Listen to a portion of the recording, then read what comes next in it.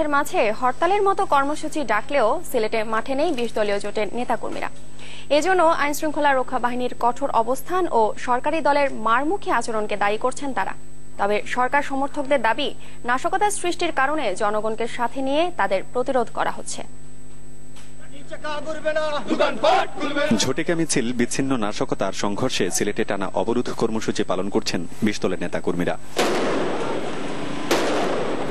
BNP ও তার অঙ্গ সংগঠনের নেতাকর্মীদের অভিযোগ, মিছিল মিটিং এর মতো শান্তিপূর্ণ কর্মসূচি পুলিশি বাধায় ভণ্ডুল হয়ে যায়, আছে গ্রেফতার আতঙ্ক।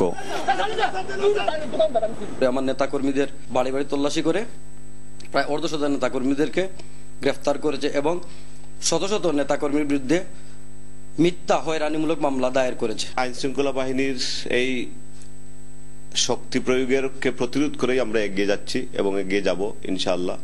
আওয়ামী লীগ ও সহযোগী সংগঠনের নেতারা বলছেন, ২০ দলের আন্দোলনে জনসম্পৃক্ততা নেই, তারা আন্দোলনের নামে সহিংসতা চালাচ্ছে, তাই জনগণকে সাথে নিয়ে সহিংসতাকারীদের প্রতিরোধ করছেন তারা।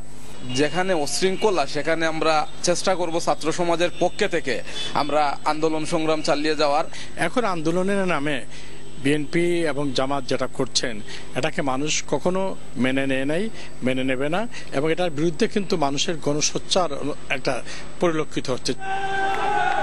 প্রধান দুই রাজনৈতিক দলকে দ্রুত সমাধানের পথ বের করার আহ্বান জানান সুজনের সিলেট জেলা সভাপতি। এদেশে সব মানুষ, একেবারে কৃষক শ্রমিক থেকে শুরু করে কেউই এর বাইরে নন, সবাই এফেক্টেড হচ্ছেন, সবাই রুজি রোজগারের উপরে হাত পড়ছে। আমার মনে হয় এগুলা রাজনৈতিক দলের বোঝা উচিত। গুলজার আহমেদ, চ্যানেল 24, সিলেট।